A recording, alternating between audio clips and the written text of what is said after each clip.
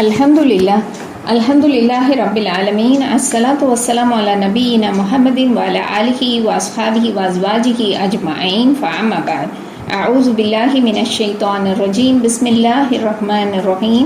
റബ്ബി ഇശ്റഹ് ലി സദ്രി വയസ്സിർ ലി അംരി വഅഹ്ലുൽ ഉഖ്ദതം മിൻ ലിസാനി യഫ്ഖഹു ഖൗലി. റബ്ബി സിദ്നി ഇൽമാ അജ്മഈൻ. അസ്സലാമു അലൈക്കും വറഹ്മത്തുള്ളാഹി വബറകാതുഹു. സൂറത്തുൽ മുൽക്കിലെ 5 ആയത്തുകൾ വരെയാണ് ഇന്നലെ പഠിച്ചത്. അപ്പോൾ ഈ ആദ്യം പറഞ്ഞ 5 ആയത്തുകളും അള്ളാഹു സുബ്ഹാനഹു വ തആലാവിൻ്റെ മഹത്വത്തെ നമുക്ക് എടുത്തു കാണിക്കുന്ന രീതിയിലാണ്. അള്ളാഹു ആരാണ്, എത്ര പവർഫുള്ളാണ് എന്ന് കാണിക്കുന്ന രീതിയിലാണ് ആ 5 ആയത്തുകൾ ഉള്ളത്.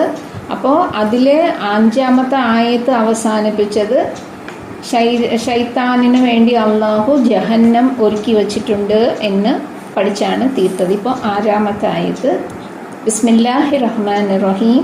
വലില്ലദീന കഫറൂ ബിറബ്ബിഹിം അദാബു ജഹന്നം വബിഅസൽ മസീർ. അല്ലദീന ഒരു കൂട്ടർ, വ ലില്ലദീന ഈ ഒരു കൂട്ടർക്ക് വേണ്ടി. ആരാണ്? കഫറു നിഷേധിക്കുന്നവർക്ക് വേണ്ടി. ഏതിനെയാണ് അവർ നിഷേധിക്കുന്നത്? ബിറബ്ബിഹിം തങ്ങളുടെ സൃഷ്ടാവിൽ നിഷേധിക്കുന്നവർക്ക് വേണ്ടി അള്ളാഹു റെഡിയാക്കി വെച്ചിട്ടുണ്ട് അദാബു ജഹന്നം. ഒരുപാട് വേദനാകരമായ ഒരു ജഹന്നമാണ് അള്ളാഹു സുബ്ഹാനഹു വ തആല ഇവർക്ക് വേണ്ടി ഒരുക്കി വെച്ചിട്ടുള്ളത്. വ ബിഅസൽ മസീർ എത്ര മോശമാണ് ഇവർ മടങ്ങിപ്പോകുന്ന സ്ഥലം. ഇവരുടെ അവസാനത്തെ അഭയകേന്ദ്രം എത്ര മോശമാണ്. അങ്ങനെയാണ് ഇവിടെ പറയപ്പെടുന്നത്. മനുഷ്യനാകട്ടെ ശൈത്താനാവട്ടെ ആരായാലും അള്ളാഹു സുബ്ഹാനഹു വ തആല പറഞ്ഞ ഖുർആൻ കാണിക്കുന്ന വഴിയിൽ നടക്കാത്തവരെ അവർക്ക് വേണ്ടി അള്ളാഹു സുബ്ഹാനഹു വ തആല ഒരുക്കി വച്ചിട്ടുണ്ട് എന്ന് നമുക്ക് ഇതിലിരുന്ന് മനസ്സിലാവും. അതുകൊണ്ടാണ് നമ്മൾ സൂറത്തുൽ നാസ് പറയുമ്പോൾ നമ്മൾ എന്താ പറയുന്നത്? ഔദു ബില്ലാഹി മിനശ് ശൈത്വാനിർ റജീം. ബിസ്മില്ലാഹിർ റഹ്മാനിർ റഹീം. ഖുൽ അഊദു ബിറബ്ബിന്നാസ് മലിക്കിന്നാസ് ഇലാഹിന്നാസ് മിൻ ശർറിൽ വസ്വാസിൽ ഖന്നാസ് അല്ലദീ യുവസ്വിസു ഫീ സുദൂരിന്നാസ് മിനൽ ജിന്നതി വന്നാസ്.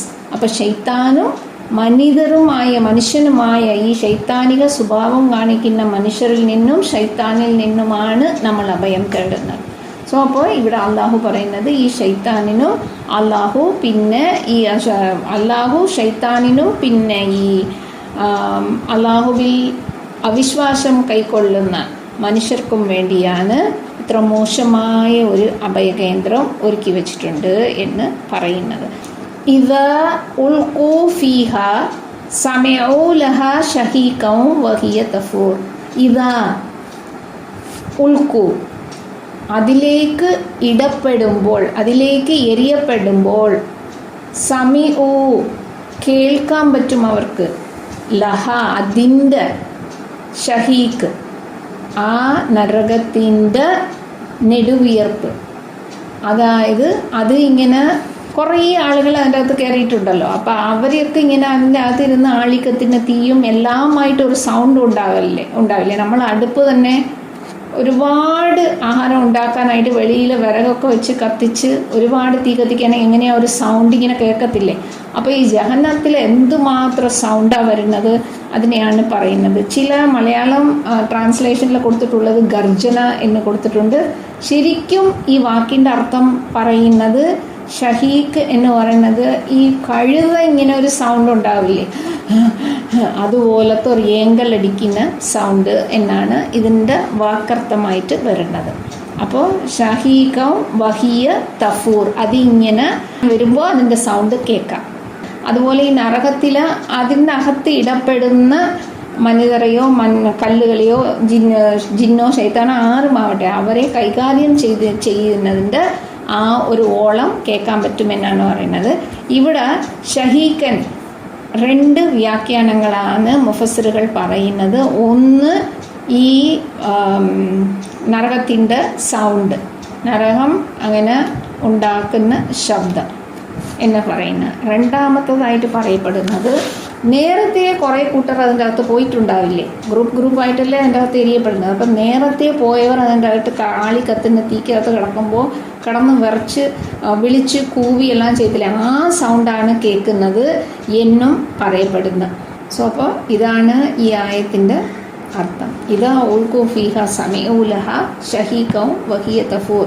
അല്ലാഹു സുബ്ഹാനഹു വ തആല നമ്മളെല്ലാവരെയും ഈ നരകത്തിൽ നിന്ന് അതിൻ്റെ അടുത്ത് പോലും പോകാൻ ഇടവരാതെ നമ്മളെല്ലാവരെയും നമ്മുടെ തെറ്റുകുറ്റങ്ങളെല്ലാം അല്ലാഹു മാപ്പാക്കി തന്ന് നമ്മളെ അല്ലാഹു സ്വർഗത്തിൽ കയറ്റുമാറാകട്ടെ. ആദ്യത്തെ 5 ആയത്തുകൾ അള്ളാഹുവിൻ്റെ മഹാത്മ്യത്തെക്കുറിച്ച് പറയുന്ന ആയത്തുകളാണ്. 6 തൊട്ട് നരകത്തിൻ്റെ അവസ്ഥയെക്കുറിച്ച് നമുക്ക് വിവരിച്ചു തരുന്ന ആയത്തുകളാണ്. ആ രീതിയിൽ ഇന്നലെ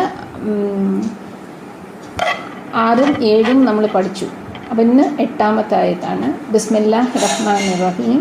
തകാദു തമയ്യസു മിനൽ ഗൈദ് കുല്ലമാ ഉൽഖിയ ഫീഹാ ഫൗജുൻ സഅലഹും ഹസനതുഹാ അലം യാതികും നദീർ.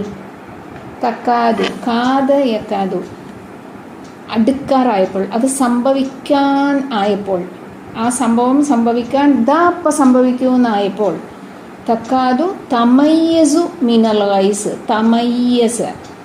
തമയ്യസു യതമയ്യസു ആണ് ഇവിടെ തമയ്യസു എന്നാണ് വന്നിരിക്കുന്നത്. അപ്പം ഇതിൻ്റെ അർത്ഥം പൊട്ടിത്തെറിക്കുന്ന എന്നാണ് കൊടുത്തിട്ടുള്ളത്. പക്ഷേ ഇത് കുറച്ചുകൂടെ മനസ്സിലാക്കണമെങ്കിൽ ഞാനൊരു എക്സാമ്പിളായിട്ട് പറയാം. ഇപ്പോൾ നമ്മൾ ചായ ഇടാനായിട്ട് വെള്ളം അടുപ്പത്ത് വെച്ചിരിക്കുകയാണ്, വെട്ടിത്തിളക്കുകയാണ് വെള്ളം. ആ നേരം നല്ല തിളച്ചുകൊണ്ടിരിക്കുകയാണ്. ആ സമയം നമ്മൾ ചായപ്പൊടി ഇടുകയാണെങ്കിൽ എന്താവും? ഒന്നുകൂടെ ഇങ്ങനെ ആളി മുകളിലേക്ക് വറത്തില്ലേ വെള്ളം? സാധാരണ തിളച്ചുകൊണ്ടിരിക്കുന്നതിനേക്കാളും ഒന്നുകൂടെ ഇങ്ങ് ആഞ്ഞടിച്ച് മുകളിൽ വരും. അതേപോലെയാണ് ഈ നരകത്തിൻ്റെ നെരുപ്പ് ഇങ്ങനെ ഒന്നുകൂടെ ആഞ്ഞു മുകളിൽ വരുന്നതാണ് തമയ്യസ് എന്ന് പറയുന്നത്. അപ്പോൾ ഇവിടെ തക്കാതു തമയ്യസു നരകത്തിൻ്റെ ഒരു വിവരണമാണ് കൊടുത്തുകൊണ്ടിരിക്കുന്നത്. അപ്പം നരകം എന്ത് ചെയ്യുന്നു? തക്കാതു തമയ്യസു മിനൽ ഗൈദ്, ഇങ്ങനെ ദേഷ്യം കൊണ്ട്, വല്ലാത്ത ഒരു കോപം കൊണ്ട് ഇങ്ങനെ പൊട്ടിത്തെറിക്കാറായപ്പോൾ, കുല്ലമാ ഉൽക്കിയ ഫീഹ ഫൗജുൻ, ഓരോരോ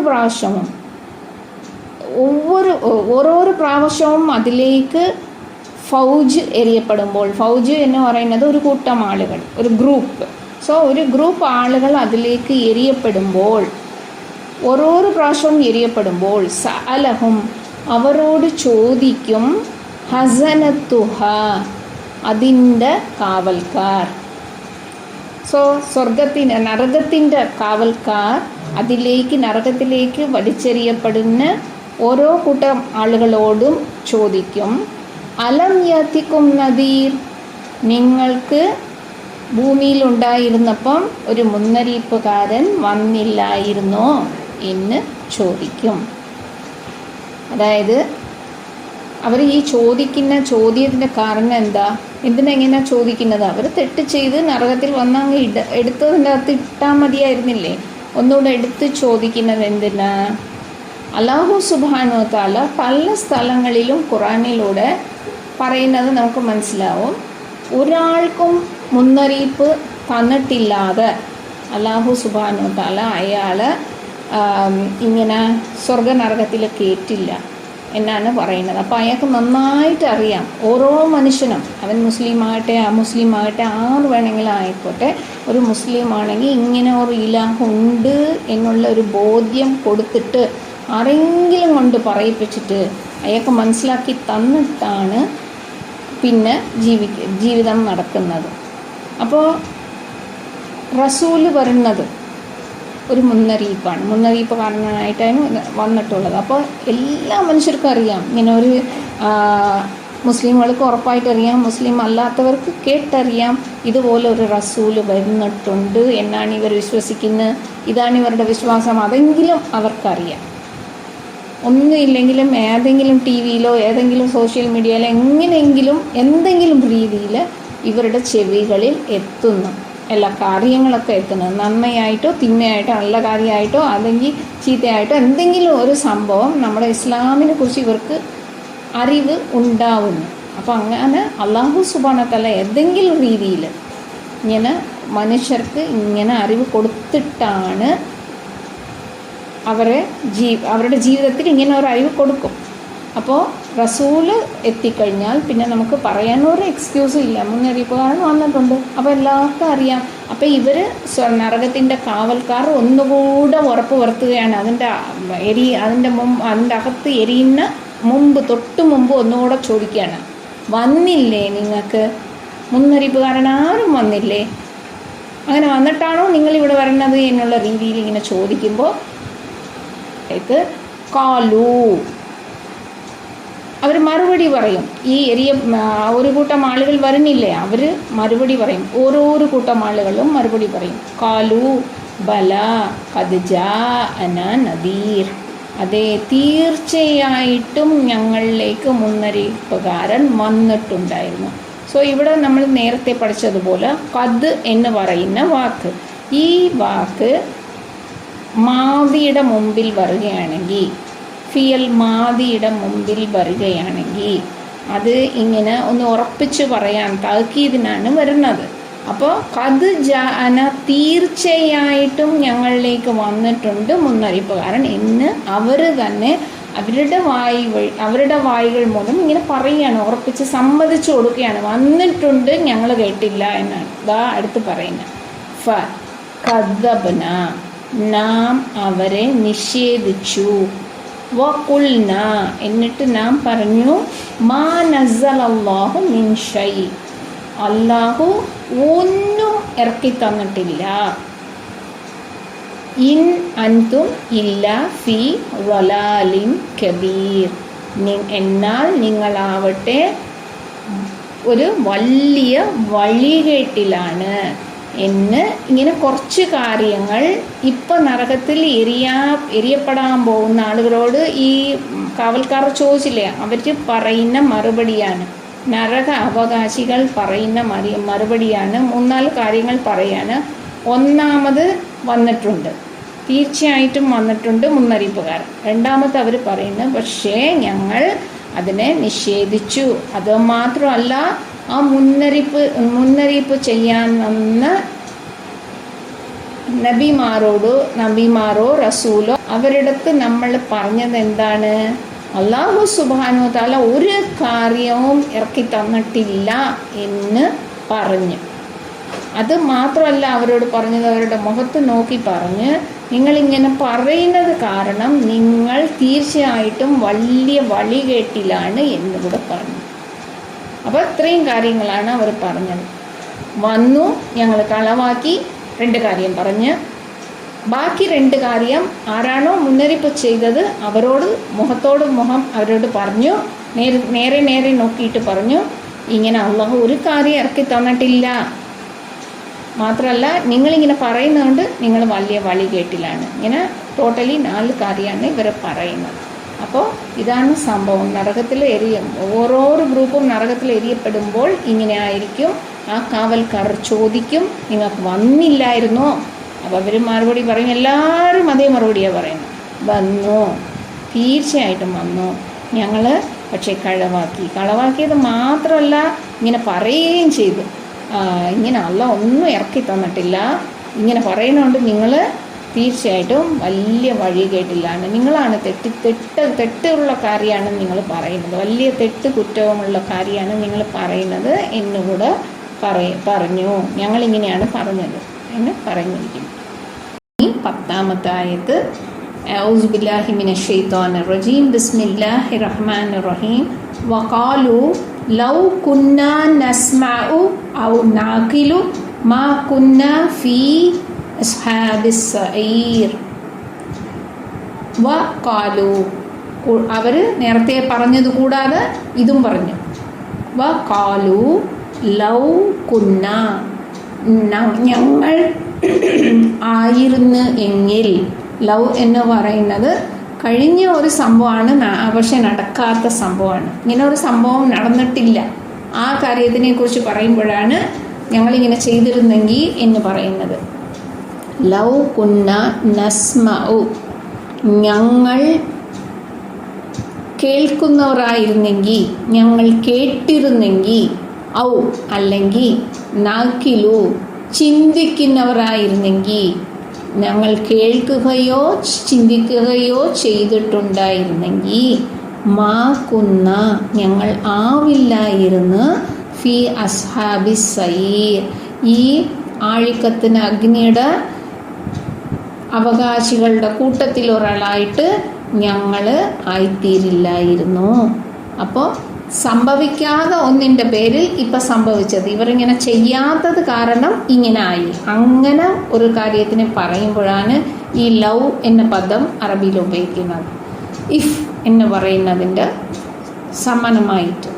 സോ വഖാലു ലൗ കുന്ന നസ്മഉ, സമിയ യസ്മഉ, നസ്മഉ ഞങ്ങൾ കേട്ടിരുന്നെങ്കിൽ, ഔ നാക്കിലു അകല യാക്കിലു ചിന്തിച്ചു, ഞങ്ങൾ ചിന്തിക്കുന്നവരായിരുന്നെങ്കിൽ, മാ കുന്ന ഞങ്ങൾ കാന യക്കൂനുവിൽ നിന്ന് വരുന്നതാണ്. കുന്ന കാനയുടെ മാതിയാണ്. കുന്ന കാന കുന്നെന്ന് മാറിയിട്ട് നാ ഞങ്ങൾ എന്നുള്ള നായും കൂടെ ചേർന്ന് കുന്ന എന്ന് വന്നിട്ടുണ്ട്.